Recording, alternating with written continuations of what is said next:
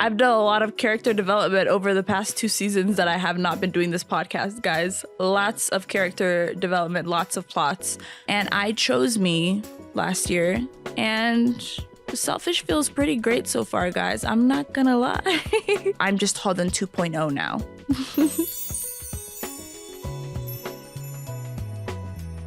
Hi everyone, welcome back to Muslim Like Me. It's been forever, so I guess we're gonna have to talk about where I've been, what's been going on. But first of all, Ramadan Kareem, وصوم مقبول لنا ولكم ولجميع المسلمين. I hope everyone is surrounded by their families, their friends, loved ones, and that you're all having a great Ramadan. Let's get up close and personal on this one. I have not been here, or at least doing the podcast, for about 2 years now, I think. Actually, yeah, it's been 2 years. The last episode that I did was the Matilda episode, which was on my 23rd birthday, or on the eve of my 23rd birthday. So let's, I guess, talk about where I've been, motherhood, because for those of you who follow me on Instagram, you know that I have a baby now, alhamdulillah. And just kind of dissect the transitions in my life as they've come.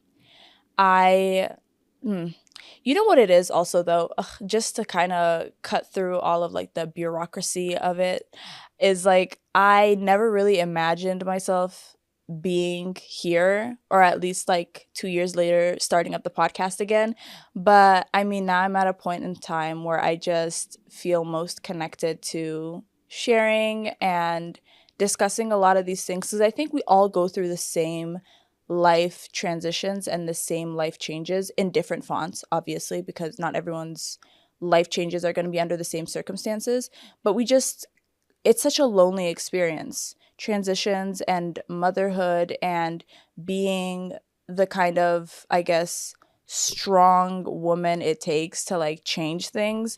It's very difficult. And I think that a lot of the times it's very normalized for us in our communities to just like, I guess, take it and suck it up. Like, you just have to do what you have to do, right? I am officially, as of yesterday, 10 months and 2 weeks postpartum. It has been a long ride. Motherhood just, I guess, I know they always say it changes you, but it also frees you in many ways. Because there's so many things that you feel like you wouldn't accept that you become so accepting of once you become a mother. I certainly would not have accepted sharing a bed with someone who pooped 3 times a day and expected me to change it, but here I am. I think motherhood has made me softer, more understanding, more kind, more, I guess I would just say, empathetic towards humanity. And not to say like I was some callous, cold-hearted person before I became a mother, but motherhood has a way of making you see the life that you want for your child through your own eyes and reliving your childhood through them as well. Like, it is insane to think that I created life in a short 9 months. Well, it wasn't short, honestly. Let's be so for real. The first trimester was hell. But in the grand scheme of things, 9 months is not that long of a time to create something as wonderful as a little human being. And I spent most of my pregnancy worrying and worrying and worrying some more and worrying some more again. But I think that once you get into the groove of motherhood, it starts to settle down and you start to realize that the parts of yourself that you didn't like, you see them in your child and you love it so much. And there's so much that I didn't, not necessarily hate, but didn't like about myself that I see in my daughter. And I'm so in awe of her. And she is the greatest gift that I could have received. Of course, like, subhanAllah, we always talk about the concept of qadr and the concept of be and it will be. But like, we don't really realize just how perfectly timed things are in our lives, because I would never have thought that that was the right time for me to have a kid. But like, now looking back, I don't think there would have been any other right time for me to have a kid. She is the best thing I've ever been blessed with. And like, she came at a pivotal time in my career, in my life, in my marriage. And I guess I think that what I'm trying to say in a not so rambled way is that we don't really realize that when things are hitting us or they're coming at us, why they're coming at us. It's just that hindsight's 20/20. And when you do get to that point where you realize like wow, so this would not have happened to me if that didn't happen to me. And it's such a God, it's such a mind tumble to realize, like, at the end of the day, you have no control over when it hits you, how it hits you. But the only thing you really do have control of is what you do with those choices and with those actions and how you deal with the consequences. This doesn't necessarily pertain to motherhood. This is just life, because another transition I've made is now I'm a remote worker, but I'm working at night, which is insane. It is at the very least delusional, because I wake up feeling disoriented and slightly delirious, but I work a great job with a lot of kids that I love and with a great coworker family. And I think that that career transition would not have happened if I hadn't had my daughter. And I moved back to Nairobi, which is clearly the setup you guys see here. I should have probably opened with that, but I'm me. So there you guys go. I'm back in Nairobi living with my family. And honestly, the greatest part of motherhood, honestly, like in general, has been that it gave me the opportunity to come back to my village. I didn't really realize, or at least honestly, you know what it is? When you're in your early 20s, your prefrontal lobe isn't even like fully developed. So you should give yourself a break, guys. Anyone in between the ages of like 20 to 25, you'll be fine. Once you hit like 26, 27, 28, common sense starts to common sense. You'll be fine. Because it just hit me like I really love my family, and I always have loved my family, and I always talk about that obsessively, obviously. But now I'm at a point where I'm just like, without my family, I genuinely do not know how I would have made it out of the postpartum trenches, because listen to me, postpartum is the trenches.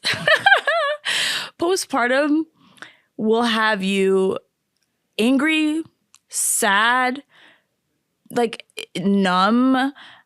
There's so many hormonal, biological, chemical changes, obviously, in your body. But there's also the fact that you have to grieve the woman you were before you were a mother, and lay her to rest and pick up this new version of yourself, this new identity. It's kind of like you look at yourself one day and you're you that you've always known. And once you have that baby, you're a different person. You're someone's mother. And I've come to the conclusion that like motherhood is you know what it is? I don't even want to say I've come to the conclusion. I feel like the society that we live in came to that conclusion. That's why they treat mothers as just mothers. We don't have any other identity, right? You're just a mom. You are no longer a girl or daughter or wife or like career woman. You're just a mother, right? And you see this in so many dynamics where if you're in school and you're a mother, they're like, oh, well, who's taking care of the baby? Who's taking care of the baby? I hate those people so much. You know what it is, though? And this argument has been like to the end of the world. We've already discussed all of this, but like, when will we ever as a society evolve to a point where we see women beyond what we bear? Like, when will we ever see women beyond caretakers and nurturers and these indebted servants to society that have to somehow, some way just give and give and give and never take? Like, we are never ever the takers. We are always the givers. And that's why I've come to the conclusion, now this is the actual conclusion, women need to be more selfish. You hear me? To any woman who's watching this, be more selfish. Selfish is not a bad word. Men made the word selfish a bad word, or at least misogyny and patriarchy have made it a bad word, so that we are not able to take care of ourselves or take space for ourselves. Because when you're so busy with everyone else's lives, you have little time left to think of your own. And I want to transition this into talking about why I think my village and my community have helped me out of postpartum, because wow, postpartum means you are bleeding and going through so much pain and hormonal changes. And there's this new human being, this living, breathing human being that needs you to feed it, change it, nurture it, take it to its appointments, make sure that they're always well, while also somehow, some way, like holding yourself together with duct tape, I guess. And for me, my village made sure I slept 5 to 7 hours a night, which is insane. as someone who just had a baby. Most women don't get to sleep until the baby's like 6, 7, 8 weeks old. My mom and my sister, shout out to you, Hannah. Shout out to you, Hoyo. They made sure that I got enough sleep at night. They made sure that I slept 5 to 7 hours a night. They made sure that I didn't drive myself crazy with worry. Because again, I'm the kind of mother, I would literally stick my finger under her nose and like inhale, exhale, inhale, exhale. I would wait 4 or 5 inhales and exhales before I would like lay down. And I think that that just comes with the territory of motherhood. I think that that just comes with the idea that like we created life and we want to help preserve that life and give them the best life that they possibly can have, but also at the cost of your own sanity sometimes, your own health, your own mental health.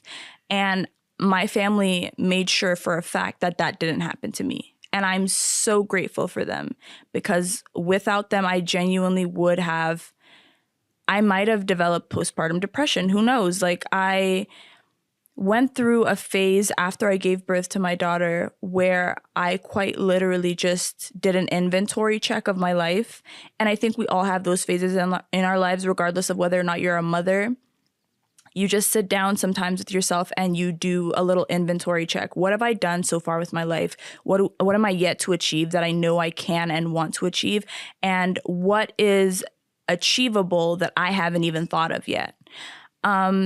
And it's when you think like that, that sometimes it puts your life into these compartments where it somehow feels manageable and it somehow feels achievable. And when I did that, I made the decision to move back to Nairobi and to take on a remote job, which ironically is a promotion job. Love that. The only good thing we got from the pandemic was remote work. But I genuinely started to see my life shift in a direction that I didn't think that it would go in, at least for another 5 years. Like I really thought that I would be living in the States and having to work and having to do all of these annoying things that were in my eyes like very trivial. And now I look back and I'm like, wow, I'm 5 years ahead of the life plan that I didn't even know that I wanted. And I'm living the life that I didn't even know I could have. And that is all thanks to Allah's plan for me. I went through some really, really hard times, people, very, very hard times. And you know what it is?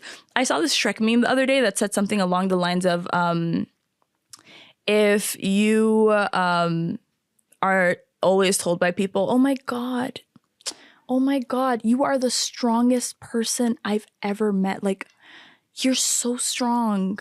And you're just standing there like that one Shrek, like picture of him going, you know that you've been through quite the ringer. And I feel like every time I talk to my friends or my family about, well, my past year of pregnancy and postpartum and just everything associated with my life in that time period, they're just very like, you're so strong. You'll be fine. It's okay. I don't know why I'm using that voice, but that's how they sound in my head. And I think that it's great that we support our loved ones through tribulations and hard times and the worst possible moments of their lives when they need villages. But I also think that it's important for you to support yourself. You can't really optimize what you gain from your village if you're not willing to put yourself in selfish mode. You need to take care of you. Self-care needs to be prioritized, and not like in the glamorized Instagram way, but like in the real life way. Have you woken up today? Check. Have you brushed your teeth? Check. Did you take a shower? Check. What can I do? One thing that I can do today to make me feel like I've prioritized me, even if it's as simple as like going to a coffee run, right? To take care of yourself. That is self-care. Like, even if it's as simple as watching an episode of your favorite show or watching your comfort show, that is self-care. Take half an hour a day to do something you like, not for the baby, for you, not for your parents, not for your partner, not for anyone else who you prioritize over yourself. My greatest virtue as a person and my greatest vice is that I take absolutely nothing too seriously. It's both the best and worst thing about me as a person, because I think that the more seriously you take things, the more deeply they impact you. And I wasn't always this way. I think that when I was younger, I took every little thing to heart. And not even like when I was younger, like 5, 6, 7, 8 years ago. When I was younger, as in like maybe 3 years ago, right? I've done a lot of character development over the past 2 seasons that I have not been doing this podcast, guys. Lots of character development, lots of plots. But I've evolved into the kind of person that things happen. Like, you can't stop life when it's coming at you. Matter of fact, I respect people who have been slapped around by life a couple of times because they still get back up, and you still have to get back up, because you can't center your entire existence on the things that are holding you down. You can't center your happiness and your livelihood and whether or not you're willing to see yourself past trauma on the people who have hated on you, or the people who have hurt you, or the people who have harmed you. Oftentimes, and this is going to sound like a cliche, but again, this is just me being so real with you guys, people who hurt you are doing it because they don't like themselves. There's no better way to phrase it. People who do horrible things to you are doing it because they're not at peace with themselves. And that's not a cop-out. That's not an excuse for the way that they treat you. That's not really explanation to the behavior. But what I will say is, once you're able to really internalize that it had nothing to do with you and it had everything to do about them, you slowly begin to understand there's nothing you could have done to change the behavior anyways. And once you reach a point of being able to understand that I cannot yield people's behavior to be favorable towards me, or favorable towards favorable towards whatever I want it to be, you start letting go, and you start realizing the only thing I can control is now my reaction. And I've started becoming less reactive, more in my own space, in my own mind, in my own peace. And I think that there is a lot that we don't appreciate in terms of your ability to control what upsets you. You decide what upsets you, what angers you, what makes you sad.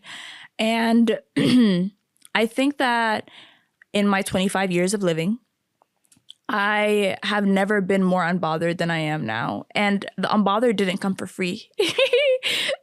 Trauma tax. You really have to go through this phase of just like being so emotionally, I don't know what word I want to use for that. I guess emotionally down, in the gutter and in the trenches, and understanding that like not everything revolves around you, and not in the way that you think it does, by the way. Not everything revolves around you in the sense that like, I think people don't realize other people's actions are just their actions, period. In the same way your actions are just your actions. You don't hold other people to your same moral standard, and you should never. Actually, you know what? Let me turn to this camera. You should never, and I'm so serious, guys, this will change how you live your life. You should never hold other people to your moral standard because they may not have your same moral compass. When you hold people who are not morally at the same level as you, let's say morally you're like a 5 out of 5 and they're a 2 out of 5 on the scale, and you hold them to a 5 out of 5 rate, do you really believe that they are going to uphold that level of morality towards you? Be so for real. Genuinely be so for real. They're not going to. And that's not even their fault, because they're a 2 out of 5. They're still evolving. They're still a work in progress. So free yourself of expectations of others, and your expectations of yourself will also go along with that baggage. I think that oftentimes we don't forget enough, and we don't need to forgive as much, honestly. Which is so ironic to be making an episode like this in Ramadan, but like, even Allah subhanahu wa ta'ala says that you don't have to forgive. Like, it's not fard for you to forgive. It's great if you do forgive. It's sunnah for you to forgive, but you don't have to forgive, right? And I think that there's a lot of healing in owning your emotions and owning the way that you feel, and still not being reactive, and still not giving people the reaction that they want from you. Many times I, especially in motherhood, have had a lot of emotional, I would say like confusion, because it's so confusing with the hormones after you have a baby, especially when you're freshly postpartum. I was tired and I was happy and I was excited, but I was also a little sad and angry. And you don't even have an explanation for many of these emotions. Like there's genuinely no good reason for you to be feeling most of them, but you do because hormones. And in that time, I learned how to get a really good handle of my emotions and just not project, because we don't realize more times than not, the way we handle our emotions impact our relationships in our lives far more severely than we think it does. I went through a period of time where I postpartum found out about the flamingo theory. And one thing that I realized is the flamingo theory is basically an explanation of what motherhood felt like for me and what it feels like for many other women. It's a great representation of where we are in our lives and how we feel about our lives and how we feel about the direction that our lives are going in. So to make a long story short, the flamingo theory is basically the idea that flamingo mothers are pink and then they have babies and they're no longer pink. And they basically give their pink to their children, but they end up getting their pink back after a couple of years. And many people say that it is just representative of human life and life in general and motherhood in general, because mothers give so much to their children and we lose our pink for a bit. I don't think that we lose it and don't get it back. I just think our kids are borrowing it, because as the flamingo mother does, she gets her pink back. It doesn't take a month or 2 months. Sometimes it takes years, right? But she eventually gets the pink back.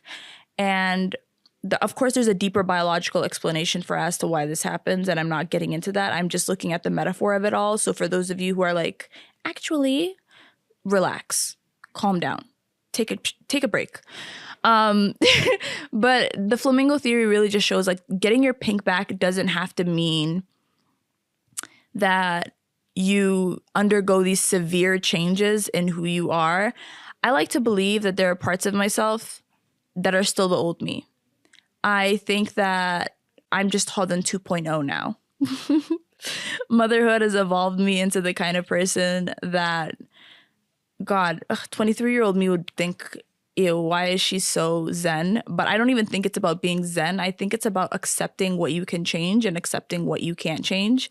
And then also accepting that you are no longer the person you were before motherhood, and that's fine. Sometimes you may not even have the same friends that you had before you became a mother. Sometimes you may not enjoy the same hobbies that you did as before you were a mother. And all of these things are okay. It's fine to evolve. It's fine to change. It's fine to not be that version of yourself that you were before. But it's important to grieve her. It's important to sit down and really look at yourself and say, I appreciate that version of myself for what she was, what she represented, the fact that she carried me through that era of my life, because what a plot twist, right? And then letting her go. And then sitting down and accepting this new version of yourself, the mother who now has a child, depending on her, or children. And of course, society's never going to hold men to the same standard, because men just get the title dad sometimes. And there are a lot of good fathers out there, but they also are not asked, well, who's taking care of the kids? You're out tonight. Who's with your daughter? Who's with your son? Men don't get these questions because men are catered to by society. And it is a very deeply frustrating feeling, especially as a woman postpartum, knowing that you and your partner may not be held to the same standards of parenting. You will not be held to the same standards of being present and nurturing, even though that is clearly both of your roles. And I think that I've reached a point in my getting my pink back journey where I've become more comfortable with leaning on my family for support in a lot of ways. Like, they will take care of my daughter while I'm at school. They will take care of my daughter while I am working. They will help with my daughter for everything that I need them to. And I could not be more grateful, because they are a great reason as to why I'm getting my pink back in an accelerated way. It's much faster, I guess, of a process for me. And a lot of my friends, strangely enough, will be like, oh my God, like you look very different ever since you've become a mother. Like you look happier, you look lighter. And I think that motherhood has made me a happier person, but I don't think that's it. I think that leaning on a support system and being selfish, because selfish is such a taboo word, like we've been saying. It's such a hateful, almost judgmental kind of pointing a finger at women word. Because when the word selfish is used, it's used to demean your ability to take care of yourself, your ability to put yourself first, your ability to say, hey, I want to choose me. And I chose me last year, and selfish feels pretty great so far, guys. I'm not gonna lie. Selfish is feeling like I get 6 to 7 hours of sleep a night. Selfish is feeling like I'm in school and have a great job and have a great support system. And I am never, ever going to sit back and allow myself to be shamed for being selfish. We undergo a lot of changes as human beings. And the getting your pink back will be seen as selfish, and that's fine. But at the end of the day, what matters most is your ability to look in the mirror and still recognize yourself. It may not be your old self, but to be able to look at yourself and say that you're doing right by you. As a mom, that is so, so hard to do. And I know that for a fact.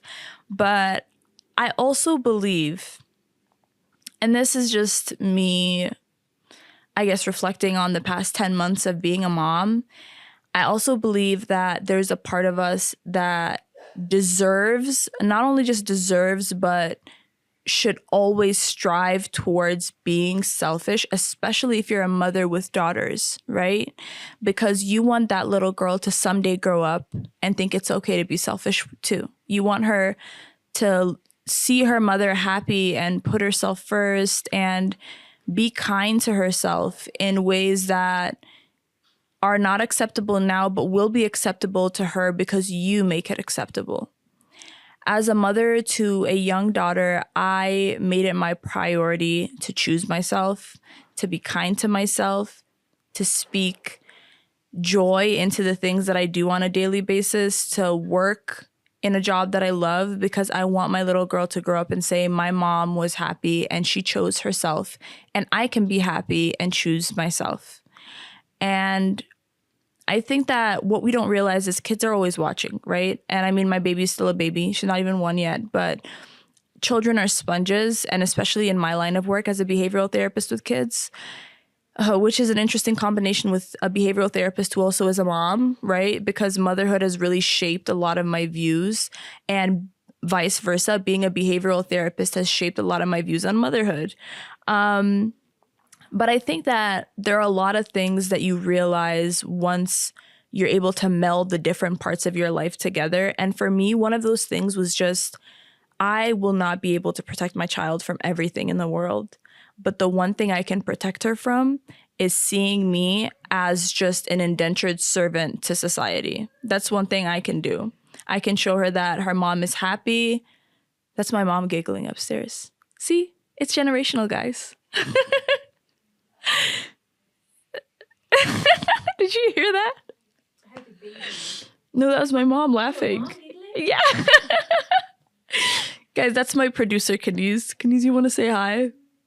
Hi, they can't hear me. I don't have a mic. Yeah. But hi.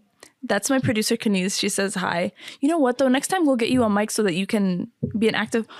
I'm sorry. She hates when I touch the mic, guys. You can cut that out if you want. But yeah, that was literally just my mom giggling and my daughter. My mom has my daughter right now. And I think that generationally, women in my family are constantly teaching each other that you can choose yourself and still be fine. And that's the one lesson I will always work my hardest to pass down to my daughter, that being a woman does not mean that she is just another cog in the machine of our society to pop out babies or to be a nurturer. Being a woman can be so many more things. And I think that my daughter deserves to have a life where she is happy and fulfilled and doesn't have to worry about what other people are going to think of her. And the only way for her to do that is for me to emulate that in my day-to-day. In the end, I think that there are an enormous amount of life choices that you have to make from a place of courage. And I think that a lot of us are courageous enough to make those choices. We just do not have the right resources. We just do not have the right support. And we live in a very individualist, capitalist society that tells us that a village is wrong or that a village is not enough. I think, well, I can't say the word I think. We're fasting, guys. But I think that that's clearly not true. We come from communal societies. We are a people that have been raised by villages and subsequently need villages to help us and to help each other, to give each other the support that we need, to give each other the motivation sometimes to keep going. And in the end, I think that when life throws things at you, you are always in the power and you are always the one in control of your decisions and your choices. I think my greatest regret so far in my life is allowing what people think about me to control my opinion of myself for so long. Who cares what other people think about you? Who cares? The only thing that I really consider is what my daughter thinks about me, what my family think of me, what my friends think of me, and what God thinks of me. That is my little Venn diagram of caring circles. Beyond that, I don't really put a lot of my attention towards what people think of me. The internet's going to come and go. Strangers will come and go. Friends sometimes come and go. Partners sometimes come and go. It just is what it is. Life is life, you know? And at the end of the day, taking into account what everyone thinks about me and my journey and the different transitions I've had and the different ups and downs is not going to change what I am, what I'm going through, what's been happening in my life, nor will it in any of yours. The reason why I generalize is because, like I said, motherhood is my specific experience, but I know many of you out there have many other life-altering things that have happened in the past 2 years that you probably sat back and were thinking, wow, I can't believe this happened to me, only for it to turn out to be for the best. And even if it wasn't for the best, patience. Patience really is and truly is one of the greatest qualities to have, because you never know when it's going to hit you, when that good thing that came out of that extremely horrible thing is going to hit you. And sometimes there may not be a good thing, which is a very hard pill to swallow. But what you do moving forward with your life, with your time, with your love, with your care, with your energy, it always matters. And it never doesn't matter. It is so ridiculous that we are members of a society that looks at mothers as these robotic machines that are meant to cook, clean, birth, do all of these things like they weren't women before that, like they weren't people before that. And the sad reality of being a woman is that you graduate from being a daughter to a wife to a mother, and that's it. And for men, it's like the options are infinite. They can be whoever they want to be. When someone murders a woman, and this has always been a very interesting concept to me. If someone murders a woman, it's like she was someone's daughter. She was someone's friend. She was someone's wife. She was someone, period. Right? She was a person. Men aren't characterized by whether or not they are husbands or sons or fathers. They're characterized as human beings because they're humanized. Women are the most dehumanized people. And specifically, I mean, mothers are so, we're like the back burner of society while also being the backbone of society. And I think that in the end, to get your pink back, you have to push all of that patriarchal, misogynist, Andrew Tate brain rot to the back of your mind and choose yourself. choose yourself, choose your community, and surround yourself by people who you know will genuinely be there to support you when you need it, and that you will be there to support them, because community is reciprocal. I take care of you, you take care of me, we take care of each other. That's what the village is. And I genuinely hope that there's some mother out there who listens to this episode and knows your anger is valid, your sadness is valid, your numbness is valid, your rage, your not understanding why the baby won't just go to sleep is valid. Sleep deprivation is so dangerous, and not enough people really realize it because they don't have to experience it. So to the mother out there who's struggled, who's had to stay up nights on nights with a baby, and who doesn't quite know who to lean onto for support or doesn't feel seen, I see you, and you will get your pink back. And I know right now it feels like you're never going to have your old life back. I know right now it feels like you will never get to feel like yourself again. And to some extent it is true. You will never be the old you again. But the new you is so much more. It's the old you and so much more. So to any new mothers, and especially first-time mothers who are watching this, I really hope that you guys know you will get your pink back. It might just take a little bit of extra time. Your babies are borrowing your pink, and once you have it back, it'll be brighter than ever. I hope that you guys are taking care of yourselves and that you have great partners who are taking care of you. And if not, that you have a great family that's taking care of you, because we all need and deserve and require that support to get our pink back and to be the best version and the happiest version, actually, of ourselves that we deserve to be. Thank you guys so much for listening to this episode. My name is Hadan Khalif. I'm your host. This has been Muslim Like Me. I'll see you guys in our next episode. Bye.